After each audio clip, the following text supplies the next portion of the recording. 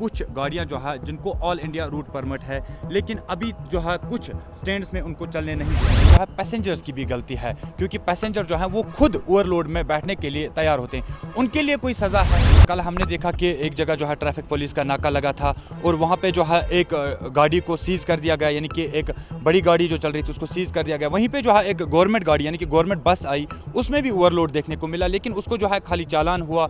उन गाड़ियों को सीज़ क्यों नहीं किया गया? ये भी कहा गया कि गाड़ियों को जो है 5 लाख रुपया सब्सिडी मिलेगी, लेकिन आप ये वाज़िह तौर पर बता दें, क्योंकि अभी भी लोगों में जो है ड्राइवर हजरात में कन्फ्यूजन है कि कौन सी गाड़ी को जो है ये सब्सिडी मिलने वाली है। ये आप उनको रूट पे नहीं चलने दिया जाता, ये गलत बात। अस्सलाम वालेकुम नाज़रीन, आप देख रहे हैं कश्मीर वाइर और मैं हूं आपका मेज़बान रईस बख्शी। नाज़रीन, अगरचे ट्रैफिक के हवाले से बात करें, जो ड्राइवर हजरात हैं अभी तक जो है ट्रैफिक कवानीन को वायलेट करते थे, लेकिन जिस तरह से उन पे जो है कड़ी इकदाम जो है ट्रैफिक पुलिस की जानिब से उठाए गए या RTO बारामूला की जानिब से उठाए गए, वाकई काबिल तारीफ़ है। यानी कि आज जो है कुछ बदलाव देखने को मिलता है। कुछ बात जो है वो हम RTO कश्मीर शाहनवाज साहब हमारे साथ बिल्कुल जुड़ चुके हैं, इनसे जो है मुख्तसर अल्फाजों में जानना चाहेंगे और इन्होंने जो है अपना कीमती वक्त दिया। पहले सर आपका शुक्रिया अदा करते हैं कि आपने अपना कीमती वक्त दिया। सर, आपसे पहले जानना चाहेंगे कि कुछ गाड़ियाँ जो है जिनको ऑल इंडिया रूट परमिट है, लेकिन अभी जो है कुछ स्टैंड्स में उनको चलने नहीं दिया जा रहा है और ड्राइवर हजरात जो ऑल इंडिया रूट परमिट जिस गाड़ी का है उसको कोई नहीं रोक सकता है, वो कहीं भी चल सकता है। अलबत्ता उनको स्टेज कैरियजिंग करने की इजाज़त नहीं होती है, वो कॉन्ट्रैक्ट कैरियज होता है। तो अगर कहीं कहीं स्टेज कैरियजिंग करता है उसमें एनफोर्समेंट एजेंसी उसको रोकथाम करती है, कहीं उसमें कोई गलत बात नहीं है। अलबत्ता उनको रूट पे नहीं चलने दिया जाता, ये गलत बात है। सर, आपसे जानना चाहूँगा कि बहुत सारी ऐसी गाड़ियाँ हैं जिनको अब सिटीज़ में नहीं चलने दिया जा रहा है क्योंकि उनके डॉक्यूमेंट्स जो है वो नहीं हैं, लेकिन वही गाड़ियाँ जो है वो अब फॉर फ्लंग एरियाज़ में चलते हैं। ज़्यादा हादसे अगर बात करें हादसों के हवाले से तो उन्हीं गाड़ियों से जो है ज़्यादा हादसे होते हैं। अब जो है उन गाड़ियों को रोकने के हवाले से क्या इकदाम उठाए जाएंगे? हमने अंदर भी बात की। मैं ये मानता हूँ कि जो दूर दराज इलाके में है वहाँ हमारा अमला, ट्रैफिक पुलिस का अमला या रूटीन एग्जीक्यूटिव पुलिस भी है, उनका पहुँच थोड़ा कम होता है। लेकिन ऐसे इलाके हमने कहा है अपने ARTO साहिबान को लोकल एडमिनिस्ट्रेशन के साथ बैठ के आइडेंटिफाई करें और वहाँ पे ट्रैफिक और ट्रांसपोर्ट को लेके फर्दर सहूलियात मैसर करने के लिए क्या इकदाम हमने करने हैं। एलीज़ लिबरलाइज़ किए हुए हैं हमने, वहाँ इनकरेज करेंगे हम लोकल लड़कों को एलीज़ लेने के लिए ताकि उन इलाकों की भी खिदमत की जा सके ट्रांसपोर्ट के। सर, जिस तरह ड्राइवर हजरात जो हैं वो ट्रैफिक कवानीन को वायलेट करते हैं, ओवरलोड बरते हैं, लेकिन कहीं ना कहीं जो है पैसेंजर्स की भी गलती है, क्योंकि पैसेंजर जो है वो खुद ओवरलोड में बैठने के लिए तैयार होते हैं।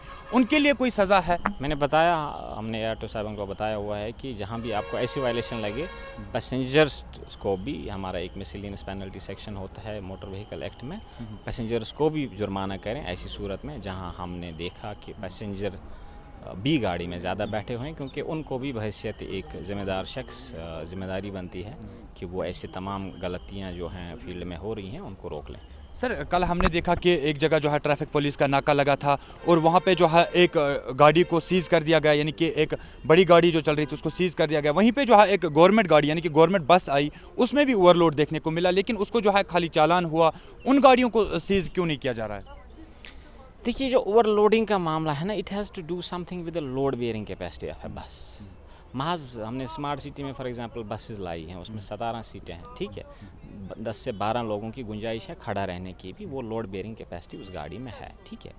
तो overloading has not only to do something, वो गाड़ी में खड़ा बैठा है, गाड़ी की अपनी लोड बेयरिंग कैपेसिटी होती है। हाँ, गाड़ी में कंजेशन नहीं होनी चाहिए, उसके लिए एडिकेट गाड़ियाँ होनी चाहिए। उसके लिए मैं बता रहा हूँ कि हमने एलीज़ जो है पूरी पॉलिसी है वो लिबरलाइज़ की है और मुझे खुशी हो रही है। एटलीस्ट श्रीनगर से मैं ये देख रहा हूँ, ये एक नया ट्रेंड चल रहा है। जो पुरानी बड़ी बसेस हैं वो वापस आ रही हैं शहर में। मुझे लगता है अब ये ट्रेंड इंशाल्लाह हमारे बाकी डिस्ट्रिक्ट्स में भी फ़्लो करेगा। हम इनकरेज करेंगे, हम लोगों से भी, ट्रांसपोर्टर्स से भी गुजारिश करेंगे कि वापस ट्रांसपोर्ट सेक्टर में इन्वेस्ट करें। मुझे ये अंदाज़ा है कि ट्रांसपोर्ट सेक्टर ने पिछले 30 साल में यहाँ बहुत नुकसान खाया है। हमने उसके लिए उनको कंपनसेट करने की कोशिश की है। हमने बहुत ही लिबरलाइज LA पॉलिसी और परमिट पॉलिसी रख दी है तो और भी कुछ करना पड़ेगा गवर्नमेंट को, वो भी हम करेंगे, लेकिन मैं इनक्रेज करूँगा तमाम ट्रांसपोर्टर साहिबान को जो इसके साथ वाबस्ता हैं कि वो वापस इसमें इन्वेस्ट करें। इसमें इन्वेस्टमेंट की बहुत गुंजाइश है। सर ये भी कहा गया कि गाड़ियों को जो है 5 लाख रुपया सब्सिडी मिलेगी, लेकिन आप ये वाज़िया तौर पर बता दें क्योंकि अभी भी लोगों में जो है ड्राइवर हजरात में कन्फ्यूजन है कि कौन सी गाड़ी को जो है ये सब्सिडी मिलने वाली है, ये आप वाज़िया कर हमने दें। बिल्कुल वाज़ेह करके बताया था कि वो बसेस के लिए अवेलेबल है। जो बस 15 साल क्रॉस कर गई, नॉर्मल लाइफ जो बस की होती है, अगर वो अपनी गाड़ी स्क्रैप करना चाहता है और नई गाड़ी लाना चाहता है गवर्नमेंट के लिए, उसके लिए 5 लाख रुपए का स्कीम है। ठीक सर आपका ज़्यादा वक्त नहीं लूँगा, आखिर पे आपकी क्या मैसेज रहेगी ड्राइवर हजरात के लिए और पैसेंजर्स के लिए?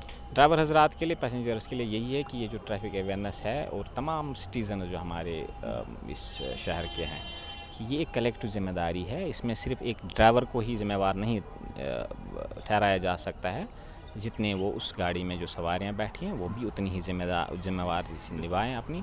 तो हमारी जो पूरी महीने की जो अब नेक्स्ट ट्रेंड रहेगी, हमारा फोकस जो रहेगा वो एनफोर्समेंट पे रहेगा। अवेयरनेस पे हमने पूरा ध्यान दिया इस पूरे महीने, लेकिन अगला महीना हम सब एनफोर्समेंट पे काम करेंगे।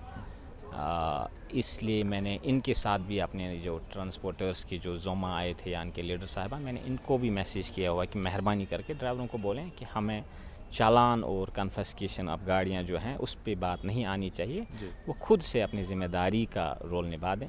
तो मुझे लगता है कि उससे बात बनेगी। बहुत शुक्रिया सर वक्त देने के लिए, बहुत शुक्रिया। जी हाँ नाजरीन, ये थे RTO कश्मीर शाहनवाज साहब, इनसे हमने बातचीत की और इनका यही कहना है कि अब जो है हर जगह नज़र रखी जाएगी कि कोई भी ड्राइवर जो है वो कहीं ना कहीं जो है ट्रैफिक रूल्स को वायलेट तो नहीं कर रहा है। अगरचे कहीं भी कोई भी ड्राइवर ट्रैफिक रूल्स को, ट्रैफिक कवानीन को वायलेट करते पाया गया तो उस पर जो है स्ट्रिक्ट एक्शन जो है वो किया जाएगा, कहीं ना कहीं उस पर जो है चालान भी पेश किया जाएगा और साथ ही साथ उसकी गाड़ी जो है वो भी सीज़ कर दी जाएगी। और साथ ही साथ एक इम्पॉर्टेंट बात जो कि RTO कश्मीर की जानिब से कही गई कि अगर पैसेंजर्स जो हैं वो ट्रैफिक रूल्स को वायलेट करते हैं, यानी कि ट्रैफिक रूल्स को जो है तोड़ने की कोशिश करते हैं, पैसेंजर जो हैं वो ओवरलोड में खुद बैठने के लिए तैयार होते हैं, तो उनको भी जो है अब चालान होगा, क्योंकि उनके लिए भी जो है चालान है। यानी हमने अपने RTO साहब से भी बात की है कि अब पैसेंजर्स पे भी चालान होगा। इसलिए तमाम तर लोगों से हमारी ये गुजारिश है कि आप ट्रैफिक रूल्स को बिल्कुल भी वायलेट ना करें, क्योंकि अब जो है ट्रैफिक पुलिस की, या अगर ट्रैफिक पुलिस की बात करें, साथ ही साथ RTO कश्मीर की बात करें या RTO बारामूला की बात करें, तो सबकी नज़र जो है वो अब आप पर है। इसलिए आप बिल्कुल भी ट्रैफिक रूल्स को वायलेट ना करें। क्या होगा जम्मू कश्मीर में सबसे पहले आप तक पहुंचाएंगे। तब तक के लिए आप अपने मेज़बान रईस बख्शी को दें इजाज़त। देखते रहे कश्मीर वाइर, अल्लाह निगहबान।